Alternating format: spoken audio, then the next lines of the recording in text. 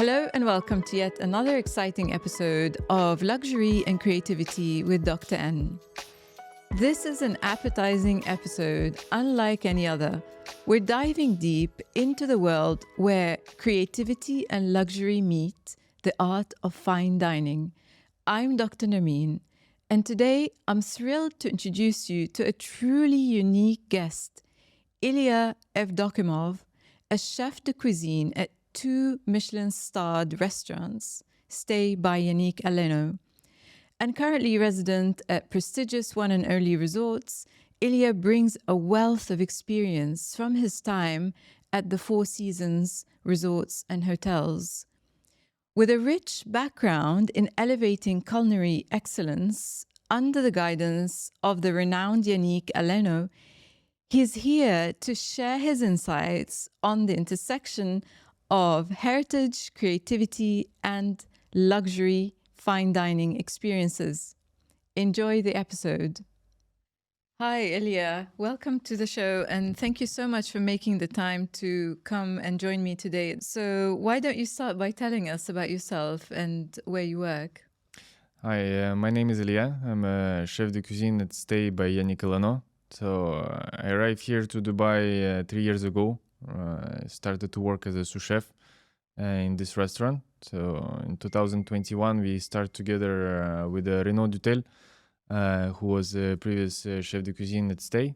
And so it's with him we got the first 2 Michelin star for the Stay restaurant. So for me, it's a wonderful place. And can you go back to your studies and, what you learned and a little bit about the type of courses you were studying to become Michelin star chef? Actually, I was not studying to become a Michelin star chef. I just started my studies in Russia, at St. Petersburg, in the college, just simple college that's I could afford myself to go to, and it was just the beginning because for most of my studies I was working. So I just came in the end of the year. I passed the exam. I said thank you so much, and I just continued to work. So during my first place was the breakfast, where I started to cook, to prepare some omelette, porridge, this like boiled eggs, like basic job. From there, I started to learn things about organization, how to make guests happy with the simple requests, and the teamwork is very important for us. So this was my first place. Right. And, I'm just wondering, because currently you're a Michelin star chef working in a luxury restaurant and so on, but perhaps before you were working in other places as well. And I'm always wondering what makes a luxury experience, what creates, a luxury experience or a journey for a guest? So for me personally, a luxury experience, it's everything about details. So as you can see, you will come to different kind of restaurants, and there is some places with the tablecloth, for example, and you will see they are all ironed, they are spotless, the kind of chinaware they're using, what kind of quality, which kind of glass, if it's heavy, if it's very light, what is the company, the way how they prepare. There is a lot of things to tell about the details in the restaurant, because the most important is the product. The product, then it's the people, and these 2 items which we can combine together and create a luxury. So if you put the right people in the right place, with the good focus in mind to create hospitality for the guest, this is the starting point. And then you can create different kind of restaurants. It doesn't have to be fine dining, but just a sense of hospitality. This is the must. What is the most important in the restaurant, and as well the consistency. The consistency is the key to all the success, because without it you cannot maintain the good atmosphere in your restaurant, because there is gonna be, if the most important in the restaurant you to survive is to have a repeater guest. Like, that's what I think. And to have this, you need the consistency, because once the one guest, they will come one time, they will have their, I don't know, salad. Next time they want to come to have the same kind of salad with the same taste, and they want to have their cocktail. And if there is, next time is going to be less, maybe lemon, less sugar, and the taste is going to be different, so the consistency is gone, and probably they will not enjoy this next time. So this is the 2 points that is very important to create a good restaurant that can sustain itself, because the restaurant business, you know, it's tricky, and it's very complicated. Yeah, perhaps it's great to start with the One&Only as a brand, because in my view it probably frames the kind of quality and levels of creativity and the type of dishes you have to create. What would you describe the brand to be like? So there is different restaurants in our resort, and all of them, they have their own identity. There is one Italian restaurant, there is a seafood restaurant, which is more casual, and the stay is a fine dining, where we focus a lot on the experience for the guest, and there is a lot of details that's the service they need to take care. There is like cutleries, change the cutleries every time. There is a bread basket. That's, we need to explain the story about the butter that we are using, for example, because we are taking a lot of time to explain about what we are doing, apart from the casual restaurants where the guests, they order the food, they have interaction with the service, but less than in our restaurant. So the brand itself, for me, it's more about the stay, because the stay vision is a bit different from other restaurants, and even the cooking is a bit different.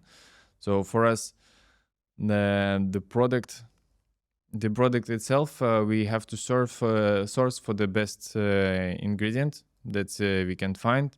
Let's say, for example, we have a breast chicken, which is coming from France, and this is the unique product, because the taste of this is going to be completely different from any other chicken that you can try. So you will see straight away. You will take the chicken here that is raised in Dubai, and you will compare with the chicken from France, and you will see the difference. Oh, what's the difference? How, in what way do you mean? So technically, this chicken is coming from the protected region, and where they can grow only, they can breed only one chicken per 3 square meter, and the chicken is feeding from the insect that is living there, and it's a volcanic soil. So because of that, the feather of the chicken is very white, because of the volcanic soil that is consistent there, and the taste as well. So because they are not feeding with the feed this chicken, they are taking the insects from the soil. So the taste also is going to be different from the farm chicken, let's say, where they feed with the like seeds or something. And that's why it's kind of reflecting the terroir of the French region. So that's why you cannot find this product somewhere else. So that's why for us is very important the product and that we can find. And then next is going to be the cooking. That we have to respect. We need to find the best cooking for each kind of ingredient. So this is also very important because different ingredients, they have different type of cooking. Something that you can, for example, this chicken you can poach. Let's say the corn-fed chicken is better for pan-searing and roasting. So you can see there is a lot of approach on the creating the dish.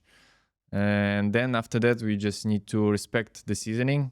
And the main point of the cooking of Yannick Alléno is the sauce. So the sauce and extractions. So this is the most important things for us as a brand identity.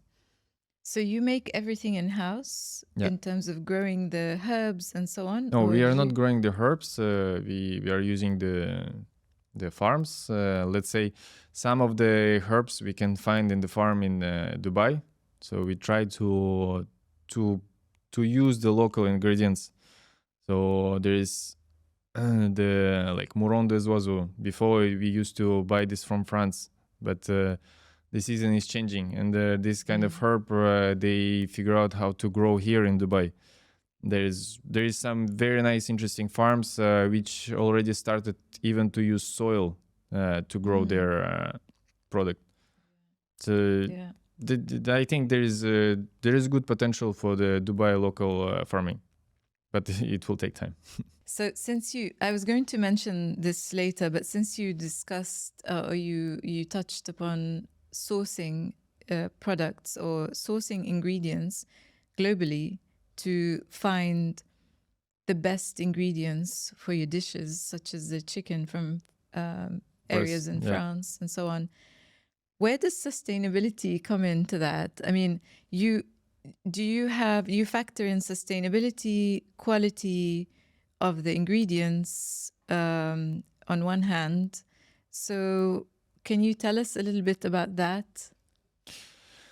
So for the sustainability, the most what we can do is we can do a recycling. So if we touch the point of the sustainability, for us so far is the recycling and try to incorporate some local ingredients to our menu. So one of the dishes is the portobello mushroom that we cook with the bread risotto, and this is the way how we can try to use the local ingredients. This portobello mushroom from the farm in Dubai, it's coming from Abu Dhabi actually, from the farm. And also we used to do a dish with the kingfish, which is also local. So mostly we are using the product from France because we are a French restaurant. So we have to use the French identity products, and then we just we do French cooking. And if we can find a way how to do a French cooking with the local ingredients, for me it's working great.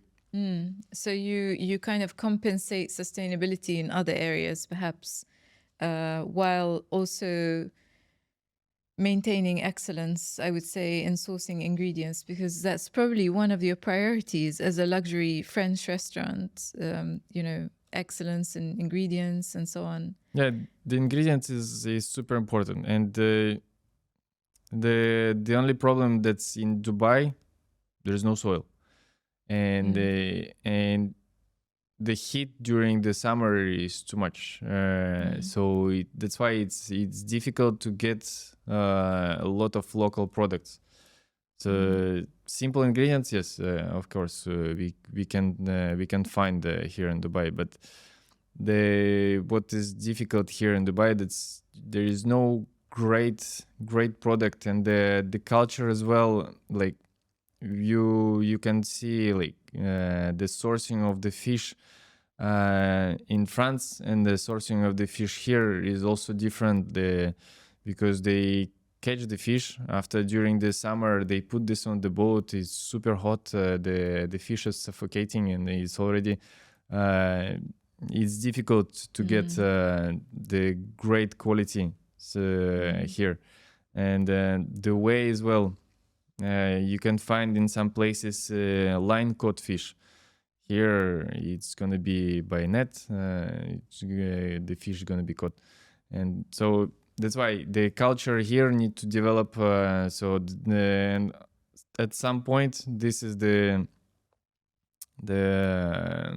responsibility of the chefs and the restaurants to push for the local ingredients, to raise the quality of the local ingredients.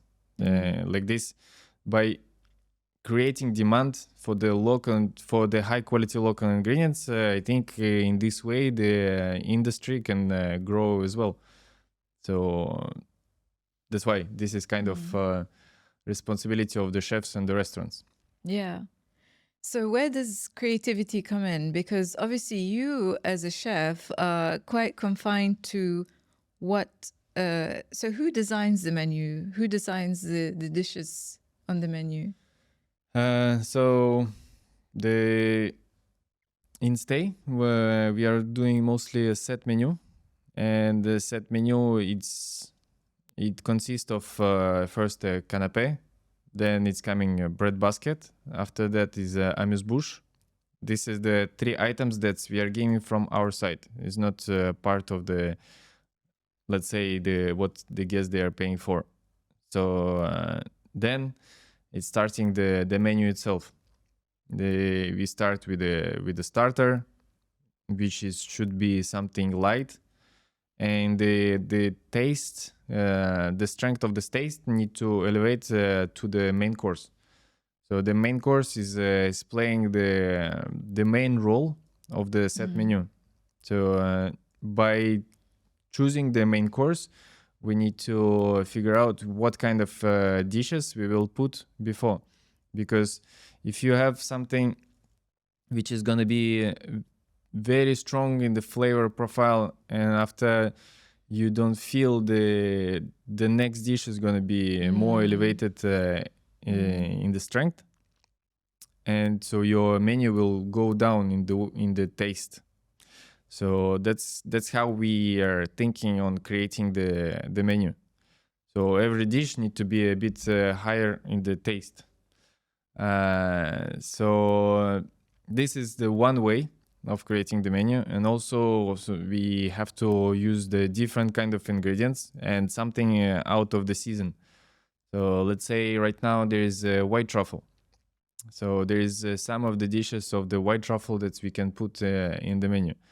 Then also what could be else the luxury ingredients is like caviar. So we have one of the dishes, the langoustine mousse tart, langoustine tart with the caviar and the beurre blanc. So here we are using the French technique, luxury ingredients, and it's going like we elevate to the main course. I see. So you design it in a way so that whatever the guest chooses from the starter, the main, and going up is always being elevated, regardless of what they choose. So this is for some guests who has the experience in being in the fine dining restaurants, they already understand what they want to eat. But for other type of the guest who is like first time, we can help on creating the menu. That's we think is going to be good for them. But also what is important to understand is all the people, they have different taste profile. And some they don't eat fish. Some people they don't eat seafood. Some people they are vegan. So we have a lot of different preferences. Like there is people who don't eat beef, and we cannot stick to only one type of set menu. But it's we need to use our imagination to understand, because we know already the taste of the dish. We need to understand in which way we need to put the dishes in the menu to create a very good menu which will you enjoy, and not gonna be over full in the end of the menu, but not gonna be hungry at the same time. So this is the reflection that we need to have every time when we are creating the very nice balanced menu. Mm. Did you have to adjust the dishes for the region? For example, pork or, No, anything like that? region? You The mean? country here, But no, the culture here. we don't do by the region. We just do by the ingredients. So there is a season for the scallop right now in France. So we are putting the dish with the scallop. So we just follow the seasonality. Before there was a girole mushroom. Girole mushroom in the season. So we created the dish with the girole mushroom. Now there was a cep mushroom, very very high in the taste. So there was a high peak season of the cep mushroom. So we were using the cep mushroom in our menu. So like this, we are just keep constantly changing the ingredients to use the best ingredients that we can find. Yeah. Okay, so I got the first part, which is designing the kind of macro aspect of the menu in terms of elevation. What about the actual dishes? For example, you mentioned a few now. Who designs the dish itself? What goes, what ingredients, what textures, and so on? But this is so what Chef Yannick is saying about the sauce, which is playing the most important part in every dish that we are doing in our menu. Chef Yannick is saying that the sauce is the verb of the kitchen. So and for me as well, that's every single preparation could be used. You can think about this like a music, you use a few different tones. It's exactly what I was thinking. Yes, yeah. So, and in this way, when you're creating a menu, you're creating a song or the music itself, the full idea of what you want to have. And different dishes, they are playing different part in this song. So they as well. That's when we are creating the dishes. It's very important. We just don't go for the picture that we have in the mind. What we want to get, we want to have. We need to taste the product first. We find the first is the right cooking for the product. Then we try, and then we need to figure out what kind of sauce will go to for this product. Right. And after that, there's next step is the garnish. Which kind of garnish we want to use, and then is the finishing part. But the finishing part it should not ruin all the different aspects. When you want to put this everything on the plate, you need to respect all this kind of way of the cooking, seasoning, sauce, and the garnish. So how do you respect that? I mean, terms, are you talking about the design of the dish? How you lay out the design of the plate when you're plating everything? Like, for example, you figure out that for the langoustine need to be poached, but maybe it doesn't look good when it's poached on the plate with a certain garnish that you think is going to be good. So that's the tricky part. You need to have a balance between the product, the sauce, and the garnish, the main ingredient, sauce, and the garnish. So this is the way of our reflection, how we work with the different kind of ingredients to create a dish. The main ingredient, the sauce, and the garnish, and then you need it to sit in a way that's artistically or aesthetically pleasing as well. Because once you see the dish, then if you don't like the look of the dish, you don't want to eat. The visual aspect is important. But what is the most important is the visual aspect will not ruin the taste of the dish. Some people, they like to use the nitrogen to create the atmosphere. I don't know, the nitrogen, the vapor, the smoke. That comes out. Some people, they like to use different tuile or some sauces on the plate. But what is the most important is the taste. the taste and the respect of all the cooking and seasoning. This is the most important of the cooking. Like, what is the point of creating something wow on the plate, but which is not taste good?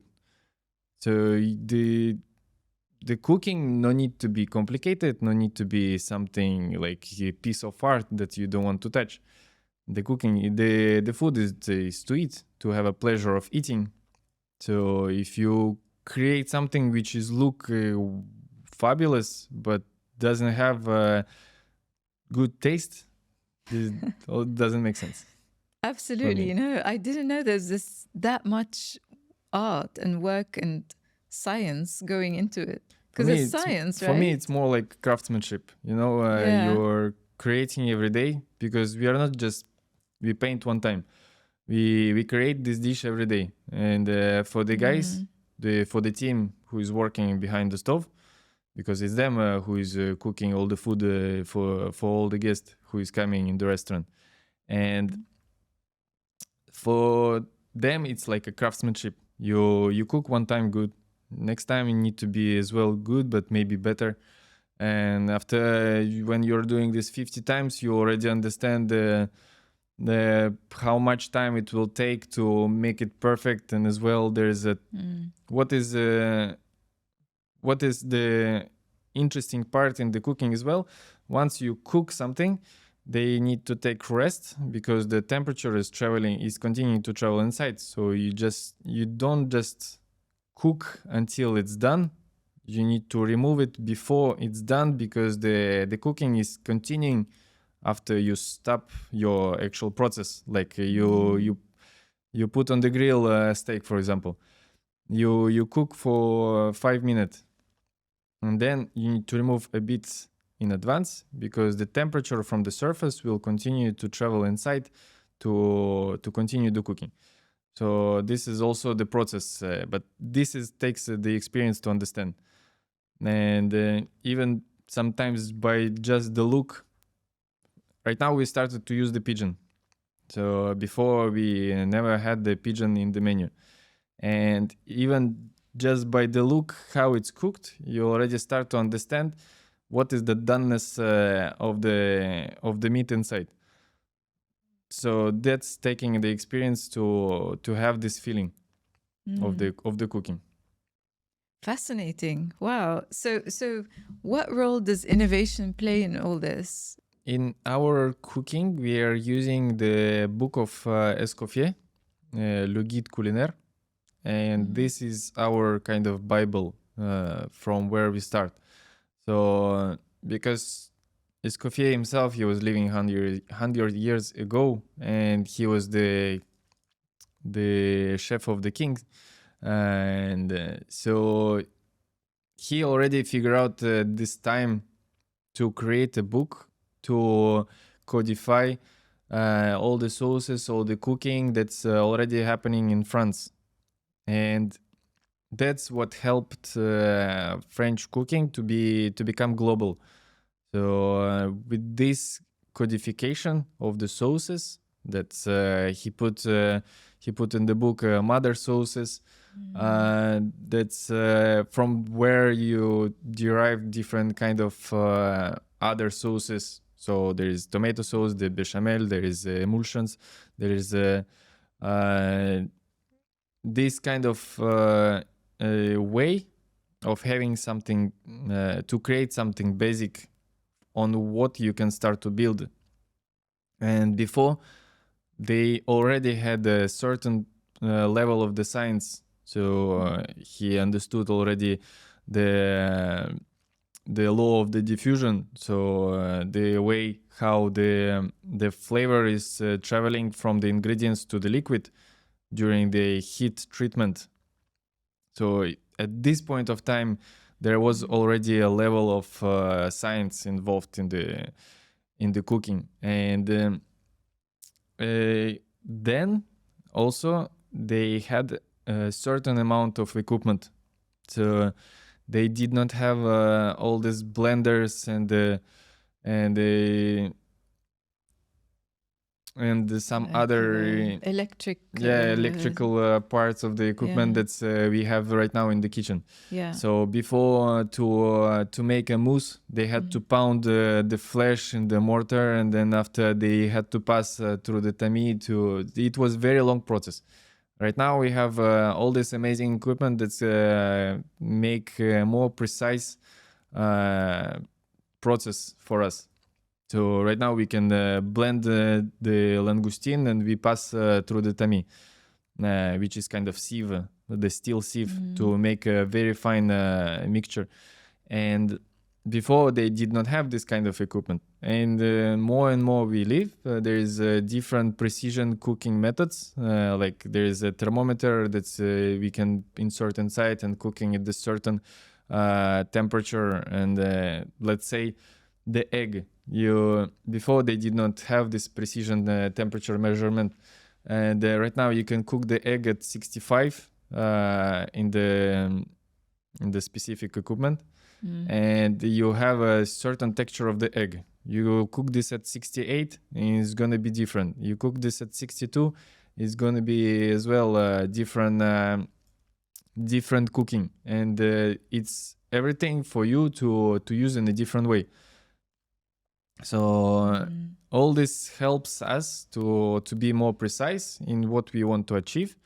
And that is creating as well a higher level of the quality. So every time we have new equipment that we did not know could be existing, and there was the blender that can heat. There's kitchen equipment, the Thermomix. You can start to cook something while blending. So there is. You cook something while blending. Yeah, there is kind of equipment that exists to make, like, you can do, for example, the sauce hollandaise, which is involved of cooking the egg yolk on bain-marie, but you can cook this in the Thermomix, for example. So it will blend and cook at the same time. So it facilitates some of the process for the chefs, especially when you do a big volume. It's not what we are doing in our kitchen, but just in general. So, for example, there is a pacojet, which you can freeze inside the beaker, certain ingredients. And, for example, you can do ice cream. When it's completely frozen, you blend and you have a beautiful texture of the ice cream. So, see, there is a lot of things. So, Ilya, I'm hearing a lot of science there. Actually, at the base, at the heart of it, it's really science, because you have to study the chemistry of it, And then there is art as well. You mentioned music, so putting together certain notes, because it's like perfume, where every ingredient has a note and you need to know what to mix with what. And you mentioned some kind of guide. What was the guide? The Escoffier, le guide culinaire. Le guide culinaire, which gives you the base, and then you can work off of that to create certain innovations. Yeah. So what I'm understanding is it's not that somebody can just come and randomly create something out of the blue or from scratch. You have to follow certain principles which have already been founded in the past and build upon that. So you've got principles that you have to be based on to create. So it's creativity based on certain science. Am I right in saying this? So here we are just following the tradition and the culture from the different parts of the world. So the culture of the French cooking is like this. So they had the sauces, they had the main ingredients, and that's how they figure out how to use them. So everything comes down to the invention of the fire. So the people had to put the salt on the food to make it more pleasant to digest, and that's how the first sauce was created, by putting the salt on the, let's say, roasted meat. And when you put the salt, the salt is taking out the moisture from the ingredients. That's the, let's say, first sauce that was let's say created. And so everything comes from the culture. And if you look at the different countries, they have their own different methods. And what they say about Japanese cooking, you don't need the pans, you need to set of knives. So they have their own way. But what I like about Japanese cooking is that they can choose one style of the cooking and they can follow all their life. So one guy, he learns how to make a soba noodles, and he's doing this for all his life. And the ramen, like, this is my favorite, personally favorite dish. Ramen. Yeah. And there is some people who is cooking the ramen for all their life, and they are mastering the craft. And when you're focusing so much time on creating something that you know, and that's how you refine your craft. That's why I called it craftsmanship for me. And then after that, you become a master of your craft after many years of working in the same field. That's what I like about the Japanese cooking. They don't need to focus on so many different things like Western culture. The chefs now in the Western culture, they need to know how to make pizza, how to make risotto, how to make paella, how to make a lot of different things at the same time. Yeah. Within the short period of time. Yeah. So that's the difference between let's say Asian and the Western culture. So for me, and that's why the French style is like this, and me, I really like. And what is also close to me is that before the relationship between France and Russia was very close together, there was a lot of French chefs who was coming to Russia to put their knowledge to cook for all these noble people. And that's how we had the roots of the French cooking in Russia. Oh, right. Okay. So let's say my best example is you go to any shop right now in Russia and you can find the ice cream called the plombyr. I'll make a note of that. Yeah, you can find anywhere this kind of ice cream, plombyr. Yeah. But actually it's a French dish. So right. Which was the ice cream was mixed with dry fruits with the liquor, and this is actually plombyr is the French dish. So, and this was 100 years ago, and right now nobody will think that is a French dish in Russia, because for everyone, they so used to see this ice cream in the shop, they don't know from where these roots are coming. That was interesting for me to discover when I started to work in a French restaurant. Right. So Ilya, I mean, just before we wrap up, I just was curious about two things. One, is there an inspiring figure for you that you know inspires you when you're creating the dishes? Yannick Alléno, of course.